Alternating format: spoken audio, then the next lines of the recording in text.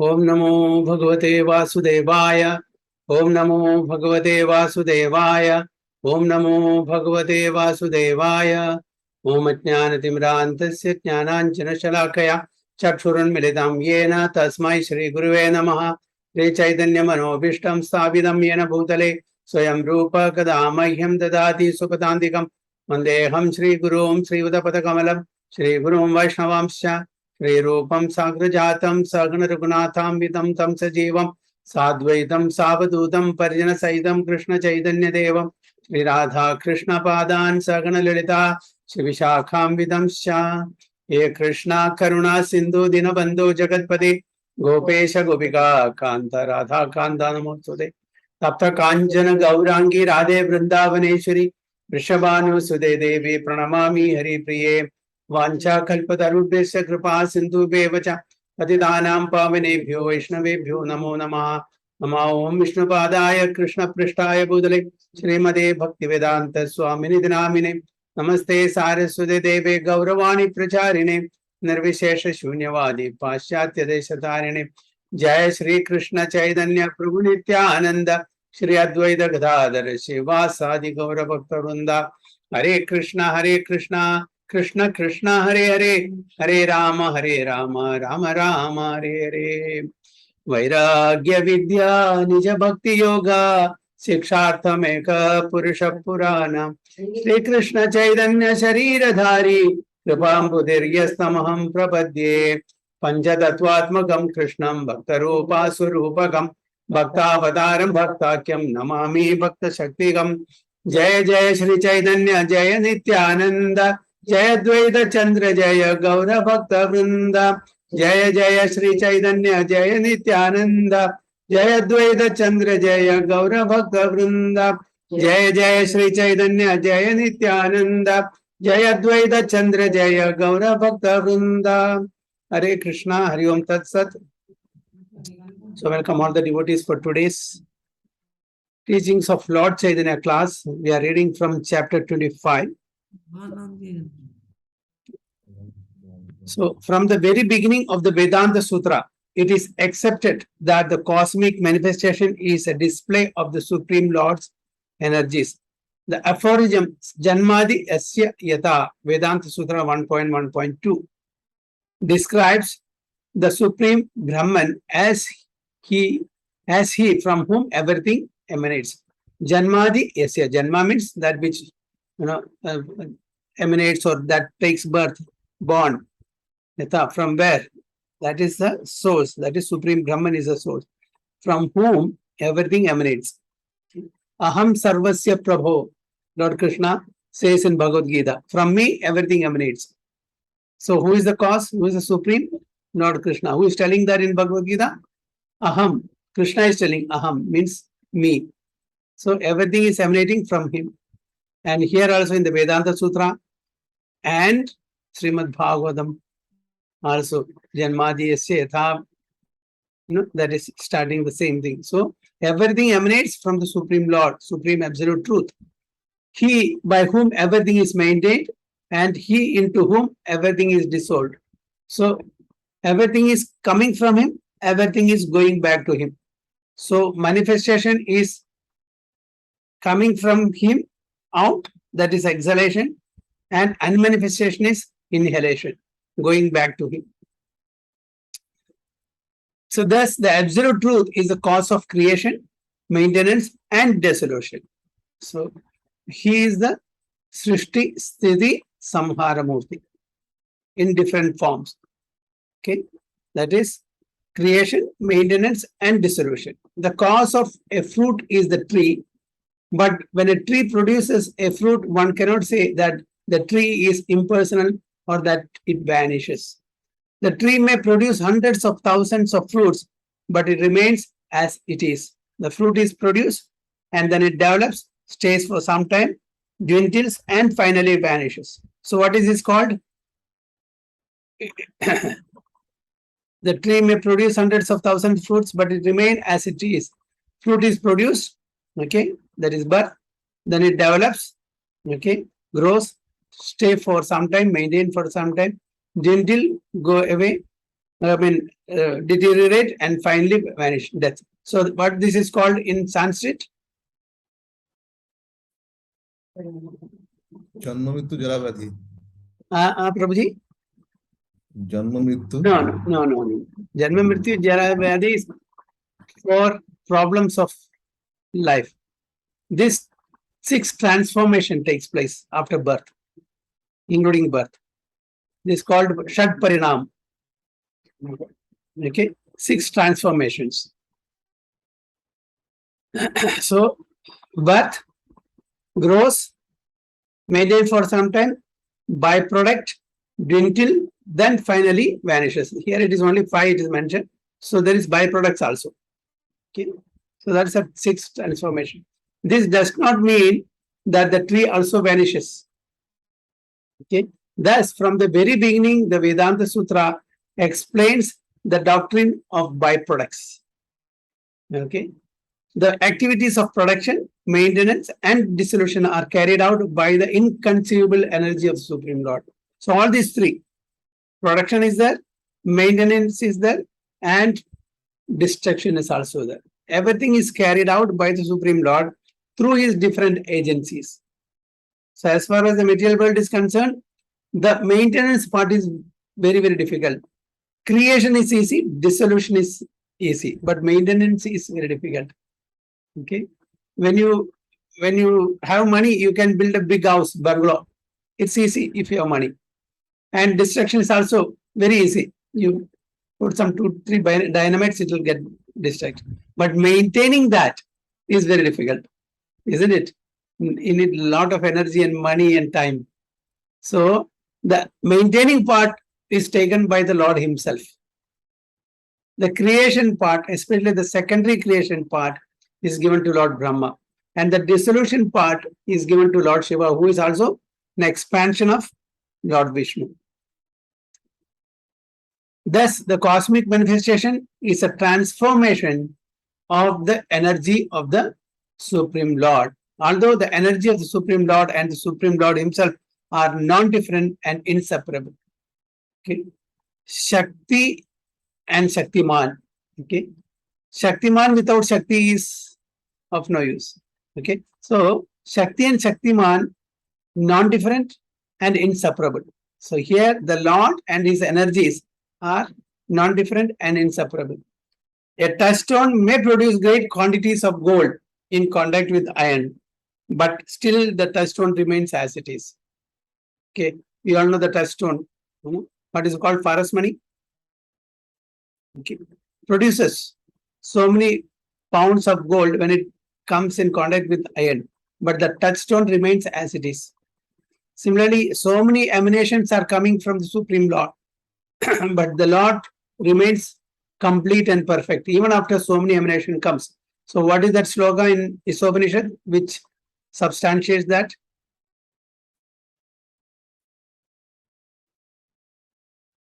Purushottam Prabhu.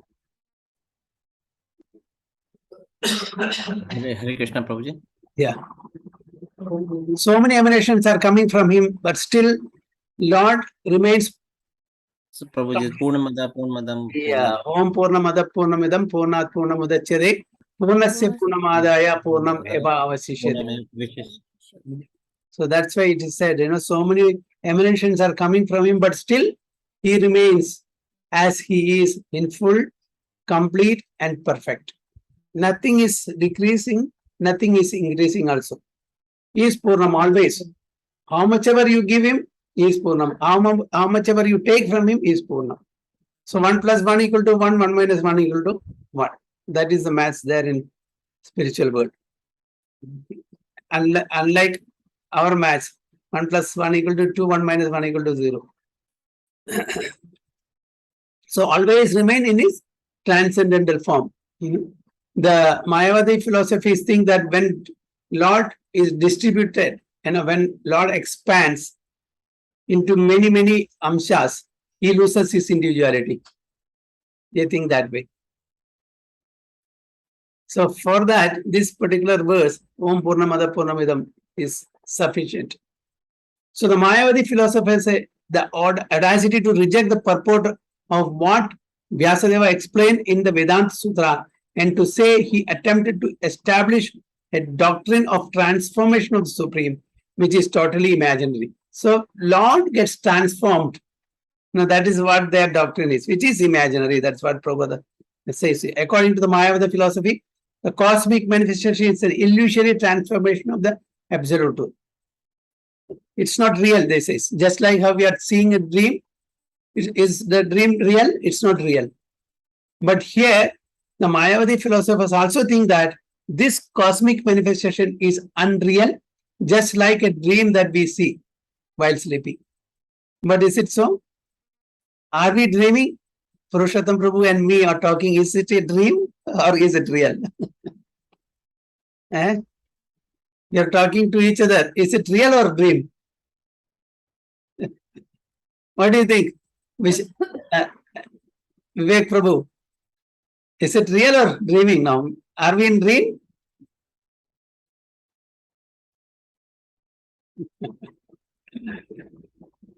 Yes.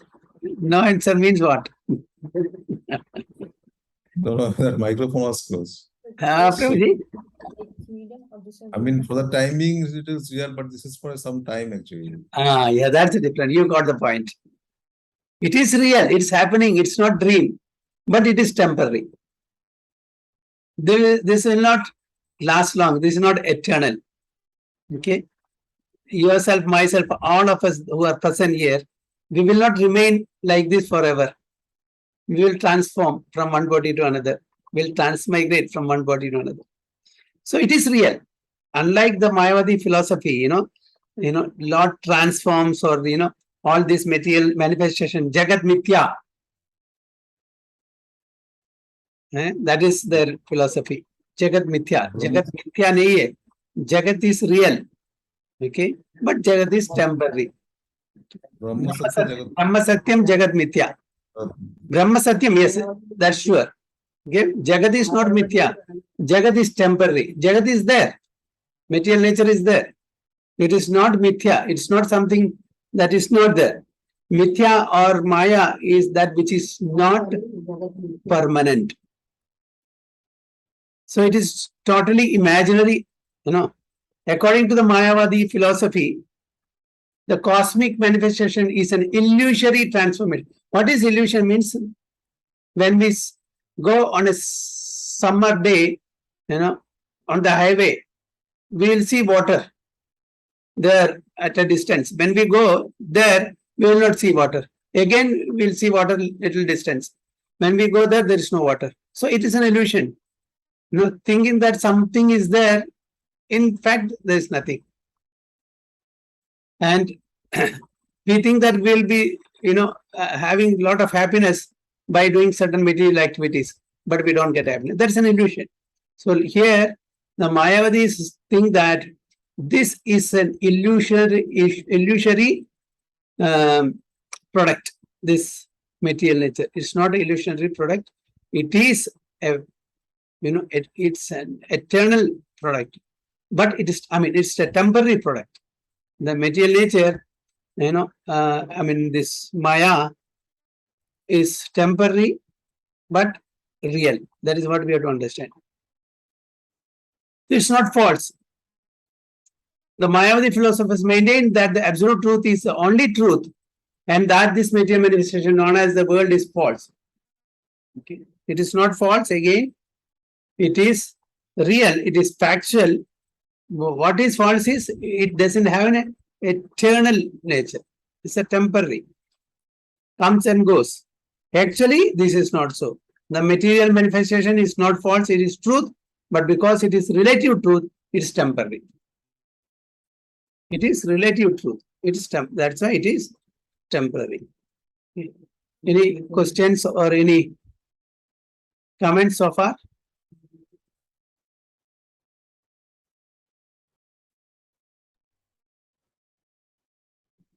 What is this? Purnascha Purnam Madhayata Puchate Purnascha Purnamama Purnameva Vasishyate. This slok is from which? This is from Isopanishad invocation mantra.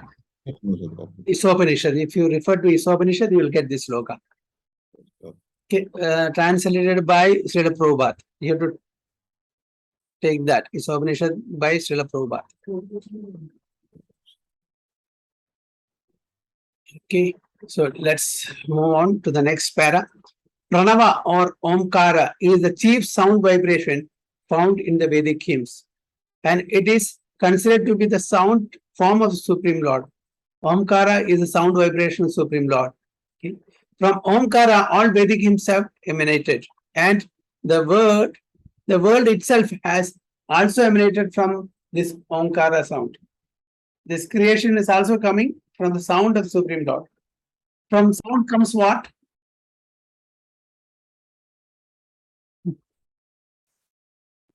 From sound comes what?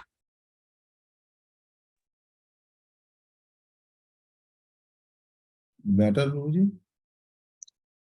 Yeah, matter. What exactly? The element. Like the 5 elements. Yeah. What is the starting element? Eh? That is starting element. Starting is from sound, maybe. Which is the starting element? Shruti? The Panchabhuta I already told, but which is the starting? Which is the starting? From sound comes what? Ether, Prabhuji? Yes, ether. Yes. From sound comes ether. Like that. Okay. It is in the ascending order, Bhumi, Rapo, Anado, Vayu, come. Okay. And from ether comes air. Right? Yeah. Then from air, fire. From fire, water. And from water, Bhumi.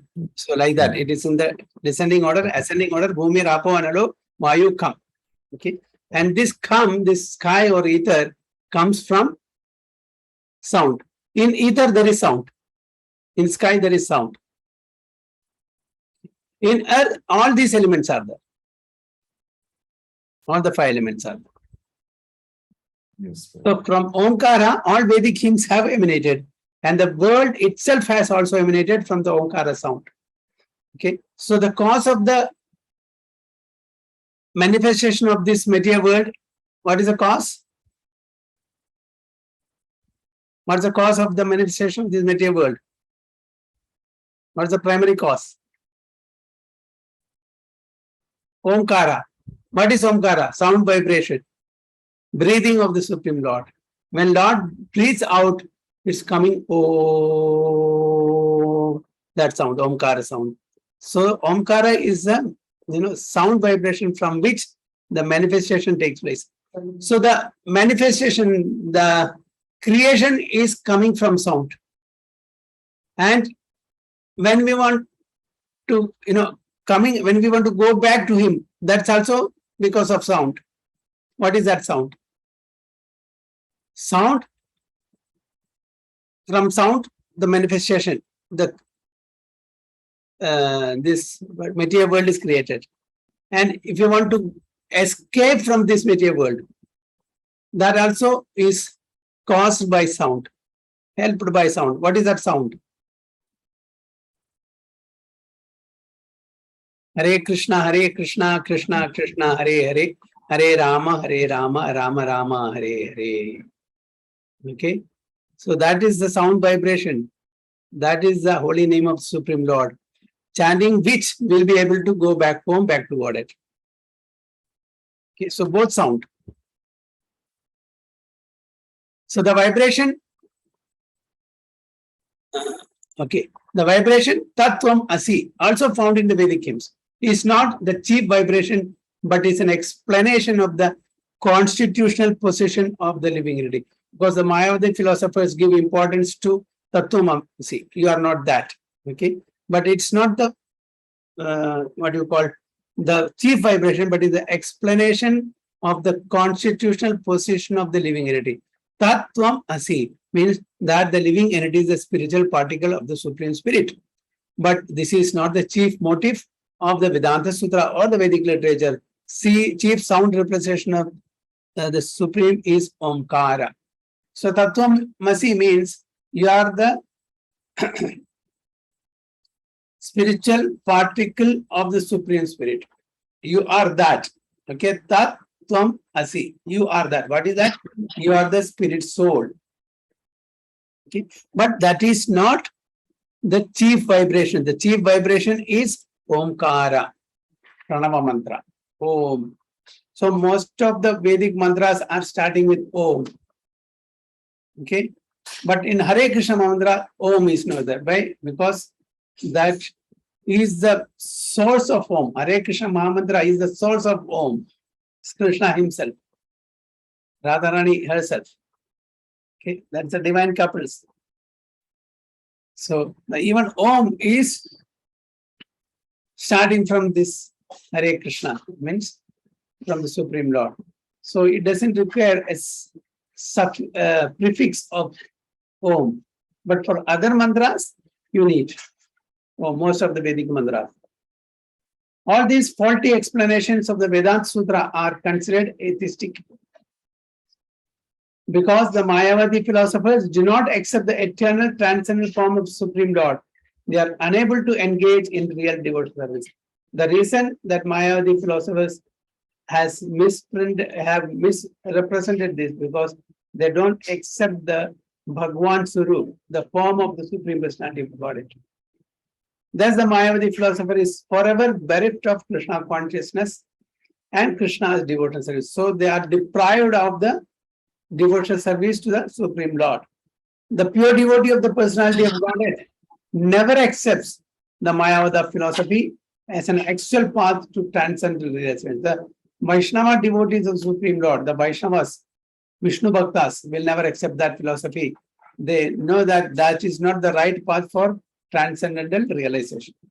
The Mayavadi philosophers hover in the moral and immoral material atmosphere of the cosmic world and are thus always engaged in rejecting and accepting material enjoyment. So they reject and accept material enjoyment. They have falsely accepted that non-spiritual as the spiritual, and as a result, they have forgotten the eternal spiritual form of the Supreme Personality of Godhead, as well as his name, qualities, and entourage. They consider the transcendental pastimes, name, form, and qualities of Supreme to be products of the material nature. Because of their acceptance and rejection of material pleasure and misery, the Mayavadi philosophers are eternally subjected to material misery. They have accepted and rejected the material pleasure and misery. So that's why they are eternally subjected to material misery. So just giving a brief idea of what Mayavadi philosophy is, just for our understanding, so that we should not be misled into this philosophy or doctrines. That is the reason. So Chaitanya Mahaprabhu is giving a clarity of the philosophy that is followed by the Mayavada school of thoughts. Okay. So any questions or any comments?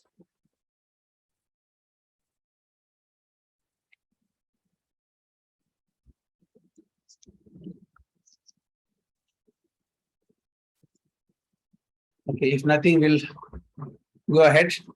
The actual devotees of the Lord are always in disagreement with the Mayavadi philosophers. Impersonalism cannot possibly represent eternity, bliss, and knowledge. Being situated in imperfect knowledge of liberation, the Mayavadis decry the eternity, knowledge, and bliss of the devotees as materialism because they reject devotional service. They are unintelligent and unable to understand the effects of devotional service. Now, in Prabhupada's words, they don't understand or they don't accept the form of the Supreme Lord. And that's why they don't know what is eternity, what is knowledge, and what is bliss. Because they reject devotional service, they're unintelligent. That's what it says. They're unintelligent. They don't accept devotional service to Supreme Lord. So they are called unintelligent. The word jugglery they use in an attempt to amalgamate knowledge, the novel and the novel, simply proves that they are unintelligent. The doctrine of byproducts is the real purport of the beginning of the Vedanta Sutra. The Lord possesses innumerable unlimited energies, and he displays the byproducts of these energies in different ways. Everything is under his control. Supreme Personality of Godhead is also the supreme controller and is manifested in innumerable energies and expansion. So, who is the ultimate controller? The Supreme Personality of Godhead. he is not subjected to Maya. He will never come under the clutches of Maya. Okay, he is the master of Maya. From him comes Maya. Okay, but whereas the Mayavadi philosophers think that the Supreme Lord, he is the product of Maya. He is subjugated by Maya. How is it possible? When everything is emanating from him, including Maya, how he can come under the clutches of Maya? Lord Krishna says in Bhagavad Gita, Maya adhyakshena prakriti suyate sacharacharam yedu nanena kaunteya jagat viparivartade. Maya adhyakshena prakriti. This prakriti is material nature. This Maya, okay, is working under my supervision. So when Maya is coming under his supervision, how Krishna will come under Maya? How is it possible? It is not possible. So this is what Chaitanya Mahaprabhu is teaching. So any questions or any comments so far? What is the meaning here? The doctrine of byproducts. The doctrine means the teachings or the philosophy of byproducts means what is emanating from him. You know, there are different byproducts from Supreme Lord, the material world, the Jivatmas, you know, all these things are the byproducts of Supreme Lord. Okay? Okay. So that Siddhanta, that principles and that teachings, that is doctrine. Okay. Or anything else? Hare Krishna. Hare Krishna. Prabhuji. Amadi. I was just asking Prabhu that everything is created by God, like Krishna, like Maya is also created, we also created. Then why we need to stay away with all the Maya? Because everything is done by the God only. Na? We can't do anything by myself. Whatever, if we are also clutched in the Maya, that is also the God impact. मतलब प्रभु के ही उससे तो हम हो रहे हैं ना, हम ठीक है। अपनी मर्जी से कुछ नहीं कर सकते, तो फिर हम उससे अलग भी कैसे हो सकते हैं? हाँ, ये सही अच्छा सवाल है, क्योंकि अभी आपका बच्चे लोग है, ओके, योर चिल्ड्रन. ये प्रभु जी, ये तो मतलब ऐसा हो गया कि ना कि जैसे आजकल हम बच्चों के लिए घर पे हमने टीवी भी लगा दी, इंटरनेट भी लगा दिया, कार्टून चैनल भी सारे खोल दिए. अब हम बच्चों को कह रहे कि नहीं, आपको कार्टून भी नहीं देखने, उनसे अलग रहना है, वो देखे भी नहीं, क्योंकि क्रिएटेड तो हम ही ने किया, तो वो कैसे अलग रह सकते? फिर तो वो मतलब उसी जंजाल में हम फंसी जाएंगे. Yeah, you are right. So I will give the answer. Okay. Now you have children. Okay. They have their freedom. It is not necessary that they will listen to you exactly what you say. Will they listen? They are your products. Children are your products. Okay. You have created them. And are they listening to you 100%? They have their own freedom, free will. So whatever they feel right, okay, especially in the childhood, they may listen, but when they grow up, they will do what they feel right. It's not necessary that they will listen 100% to parents. So they have an independence. Similarly, God has created us and He has given us independence, free will. So this is good, this is bad, this is right, that is wrong. So He has given us choices also. If you do good, if you do right, then you will come to me. You will not suffer. If you do bad, if you do wrong, then you will suffer and you will not come to me. So choice is ours now. Whether to do good or bad, to do right or wrong, to obey the instructions of Supreme Lord or not. So that's why He has given us Vedas, rules and regulations, prescriptions and prohibitions. So if you follow the Vedas, the rules and regulations, then we will reach the Supreme Lord. That means we are surrendering our free will and freedom to the Supreme Lord's will. We are bringing our will with the Supreme Lord's will, in alignment with His will. We are not going against His will. Just like children are following the instructions of the parents, not going against their instructions. Okay, like that, we have to obey the instructions of the Supreme Lord. There is no compulsion. There is no force here, because Lord has given us freedom. Because we have got freedom, And that's the reason, if you want, we can stay here in this material world, or we can go to the spiritual world. If we choose to stay in the material world, we'll have to suffer. If we go to him after obeying his instruction, then we will not suffer. Otherwise, we'll become like robots. Robot is just like how it is programmed, it will act. Love cannot be forced. If you cannot tell your children, you please love me, you cannot force the children to love me. It has to come from within. Similarly, this freedom Lord has given so that we love the Supreme Lord on our own, okay, not by force. So that freedom is making this difference. So we cannot say that everything is controlled by Supreme Lord.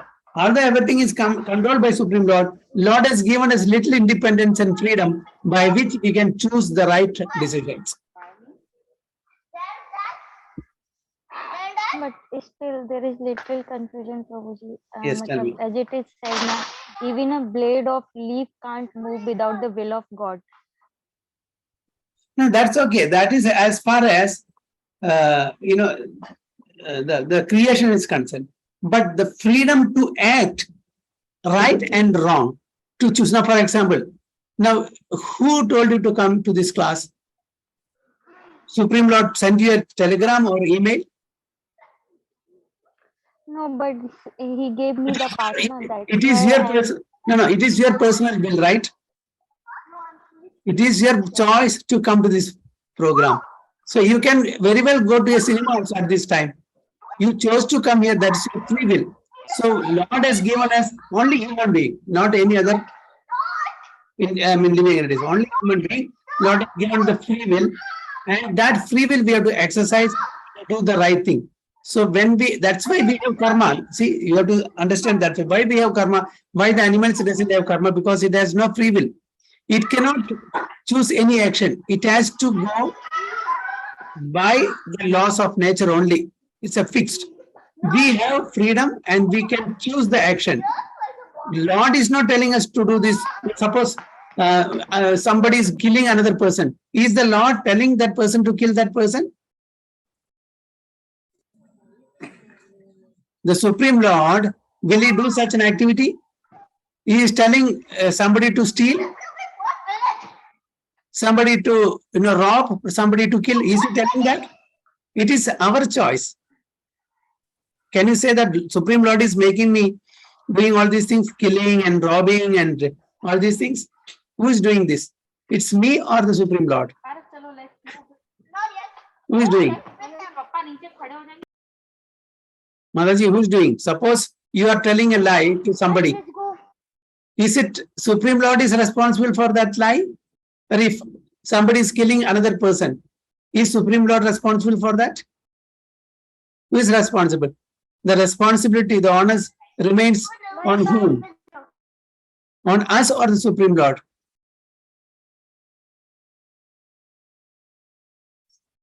Got it, Mataji?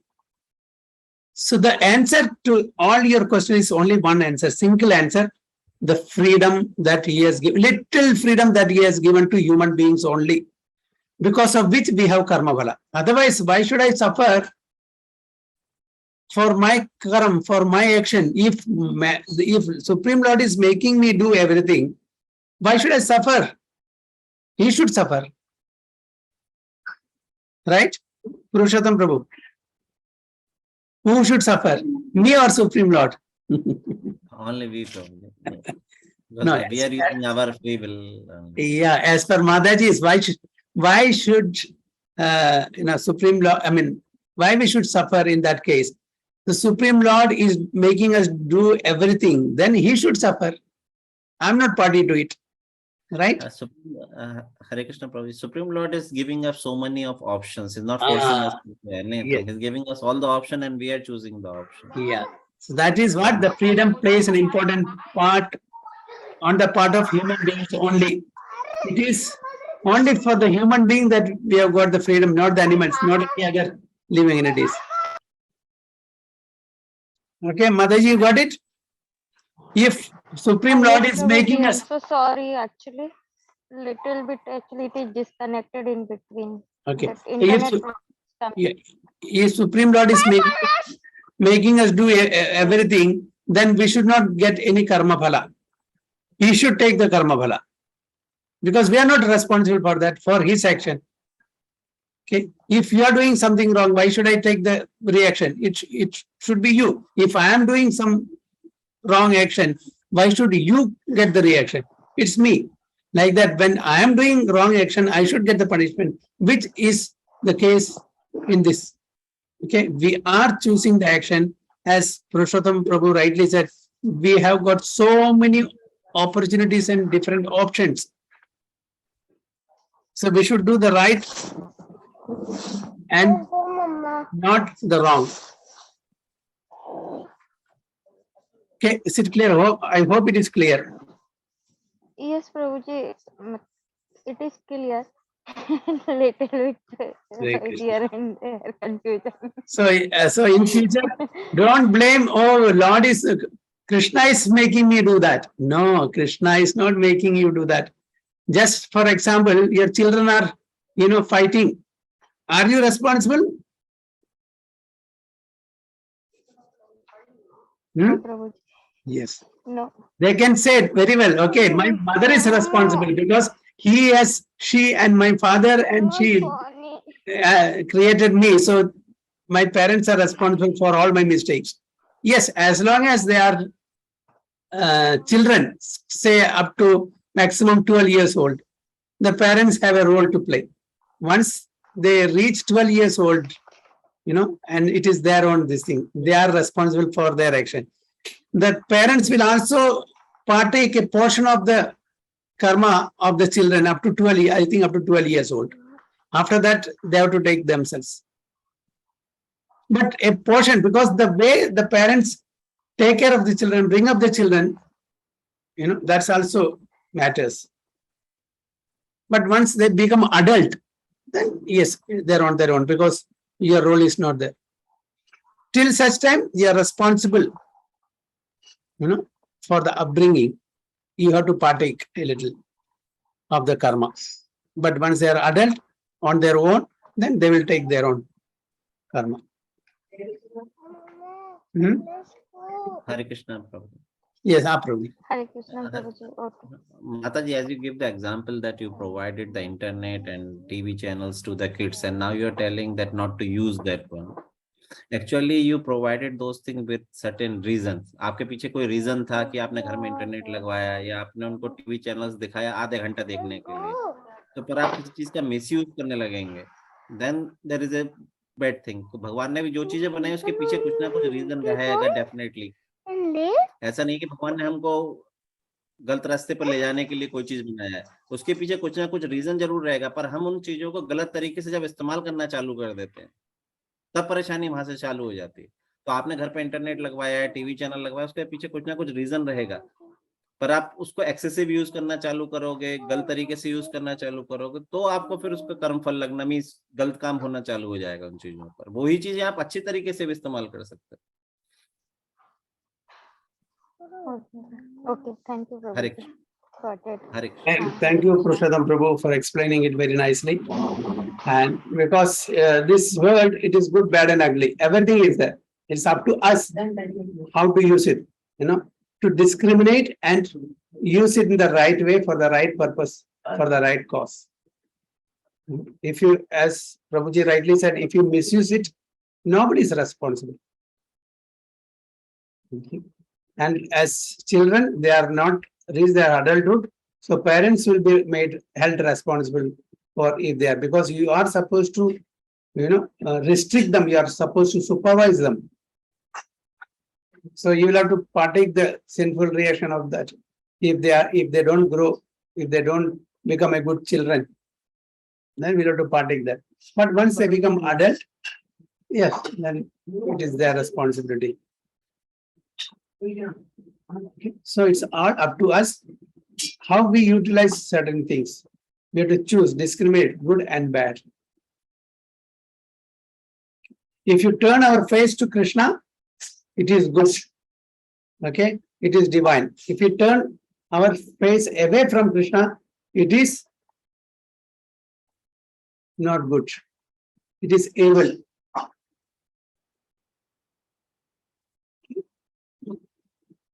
So we'll go to the next chapter. Okay, thank you, Prabhuji. Hare Krishna.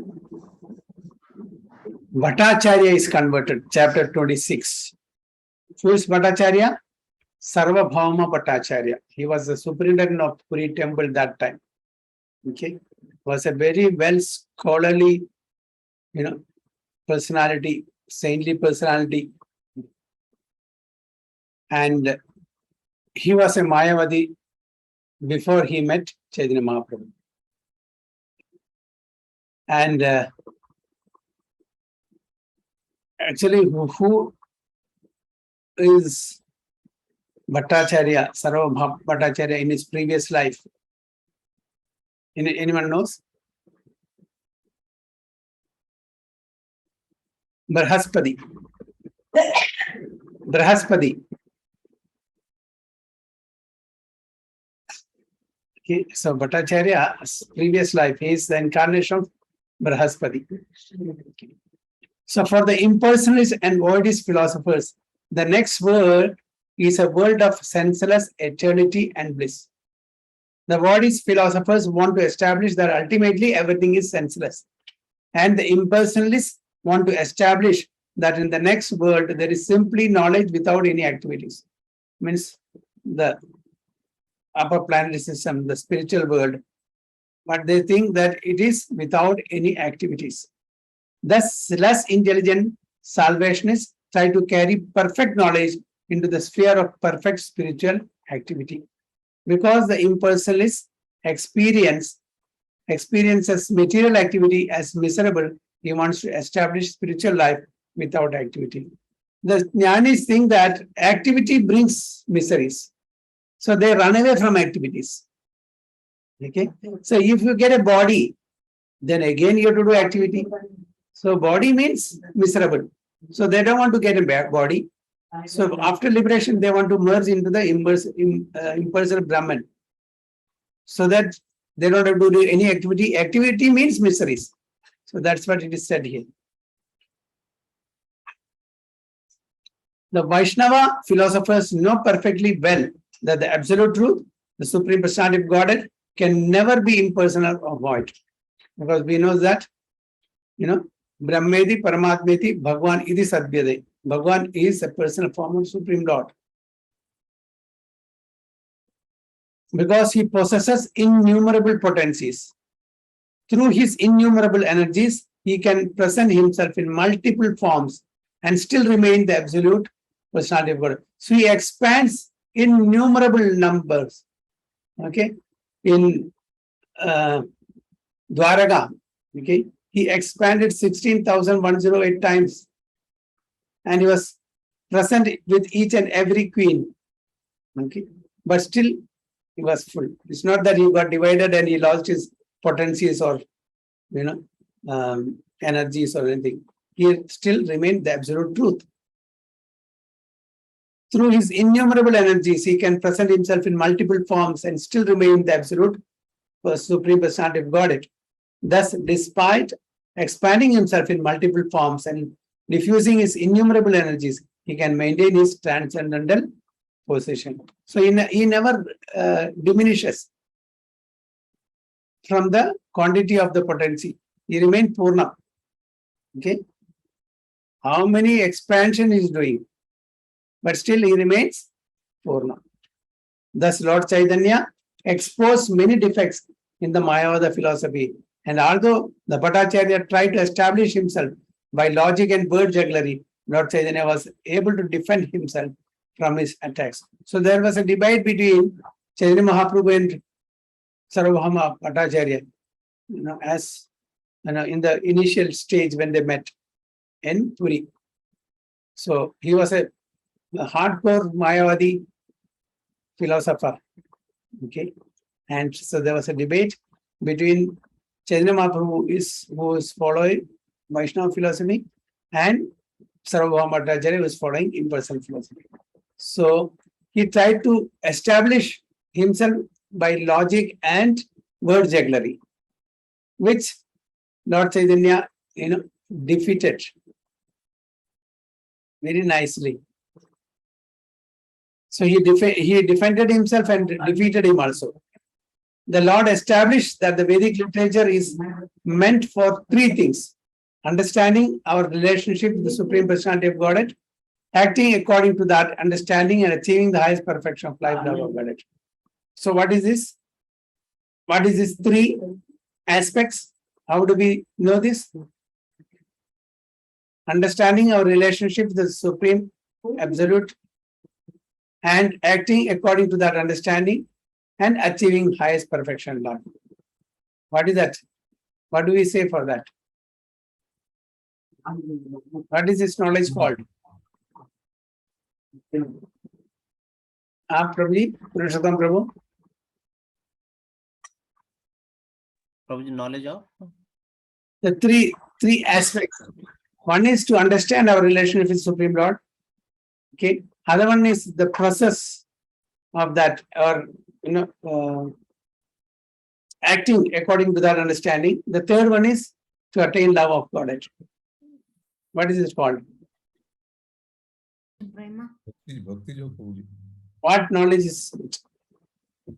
Sambandha, Abhideya, Prayojana. Okay. Sambandha Jnana, Abhideya Jnana, Prayojana Jnana. Okay. This is the three aspects. Sambandha means to know our position with the Supreme, in relation with the Supreme Personality of God, our relation. Okay. Abhidaya is the process by which we know him. And Prayojana is the ultimate goal, ultimate achievement, love of God. Okay, that is it. Okay. Can you tell Prabhuji once again the middle one? Sambandha Jnana means Sambandha means the relation, our relationship with the Supreme Lord. Who are we? What is our relationship with? We are part and parcel of Supreme Lord Jivera Swarupohe, Krishnera Nityadas. And Abhidaya is acting when we know that we are the Supreme Lord's part and parcel. Our duty is to act accordingly, to serve him. Okay, it's a process. Abhidaya. Abhidaya. Yeah. ABHI. And Prayojana. Prayojana means the ultimate aim. That is love of Godhead, Krishna Prem.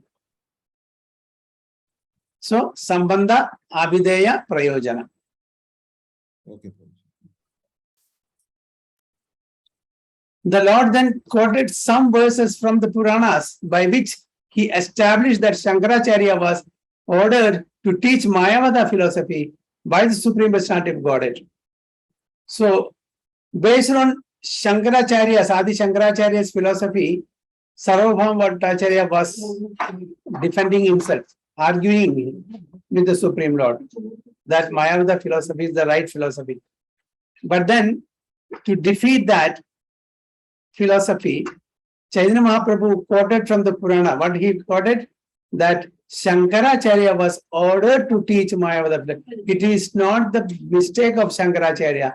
It was the instruction of Supreme Lord Vishnu to Shankaracharya to teach Mayavada philosophy for a particular reason. Now let's see what is it. He quoted a verse from the Padma Purana, Uttarakhanda, in which it is stated that Lord ordered Mahadeva, Lord Shiva, to present some imaginary interpretation of the Vedic literature, divert people from the actual purpose of the Vedas. Okay. So, Lord Shiva came as Adi Shankaracharya. So, Lord instructed Lord Shiva to misinterpret Vedas and present in an imaginary way to divert people from the actual purpose of the Vedas. There is a reason for that. In this way, try to make them atheists. It was the order, instruction of the Supreme Lord for a particular reason. That we'll learn that also. Why? The Lord said, after that, they can be engaged in producing more population.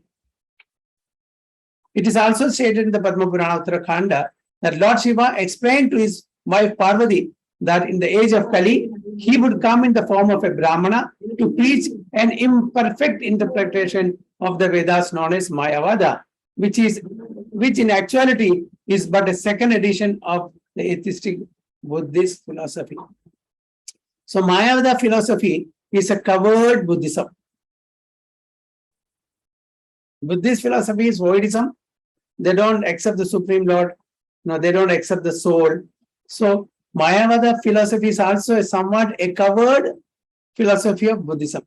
Okay. So Lord Shiva was instructed by Vishnu to come as Adi Shankaracharya and to present an imaginary version of the Vedas.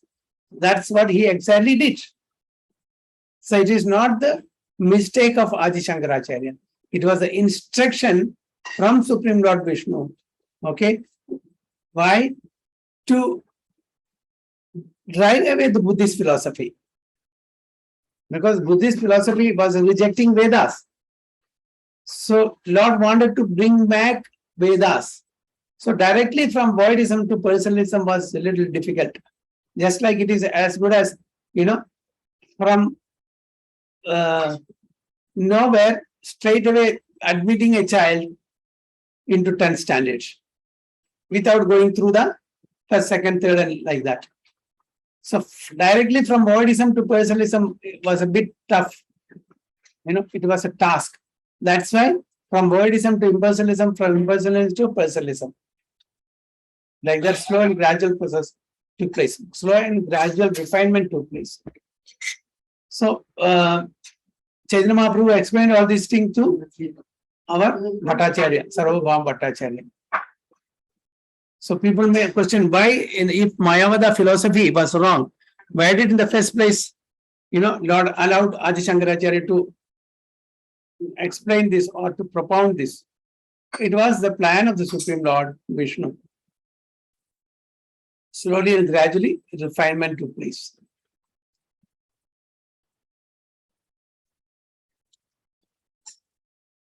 Okay, so we'll stop here. So next para is the Bhattacharya was overwhelmed by these explanations of Lord Chaitanya. After hearing Mayavada philosophy explained by Lord Chaitanya, he could not speak. So he was totally wonderstruck. So he was convinced totally what Chaitanya Mahaprabhu was explaining is absolutely right. So this is, just giving him doses. Okay, light dose first. Krishna. So please make a note of this para next week. Hare Krishna.